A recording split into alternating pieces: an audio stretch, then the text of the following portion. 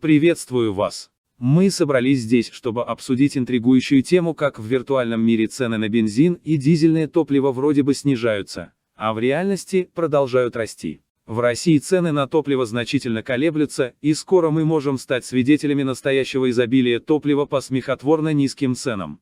Однако следует помнить, что все это лишь разговоры чиновников. На самом деле дефицит топлива сохраняется, а в некоторых регионах наблюдаются значительные перебои с поставками некоторых видов топлива. Похоже, что нефтяные олигархи и их американские союзники напрягают все свои силы, продолжая антироссийскую политику.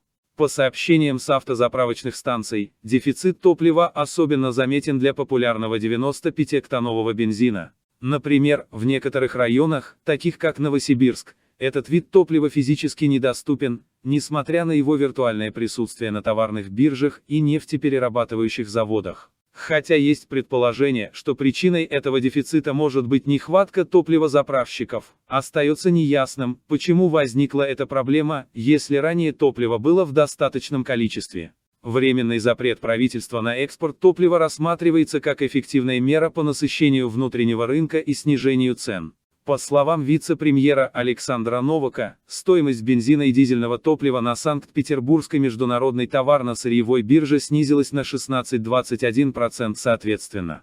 Кроме того, розничные цены на дизельное топливо снизились в среднем на 6,3 тысячи рублей за тонну, что составляет 8% снижение по стране. Однако важно отметить, что эти, казалось бы, позитивные изменения в виртуальном мире не привели к ощутимым выгодам для потребителей на местах. Усугубляет ситуацию то, что на некоторых заправочных станциях можно увидеть рекламу, в которой говорится, что 95-октановое топливо доступно только организациям, участвующим в обеспечении безопасности и благополучия региона. Эта ситуация отражает несоответствие между заявлениями официальных лиц и реальностью, с которой сталкиваются обычные люди, нуждающиеся в топливе для повседневной деятельности. В заключение следует отметить, что, хотя в виртуальном мире наблюдаются многообещающие тенденции к снижению цен на топливо, на самом деле во многих регионах дефицит топлива сохраняется. Заявления официальных лиц и колебания биржевых цен мало способствуют облегчению практических проблем, с которыми сталкиваются потребители при получении топлива.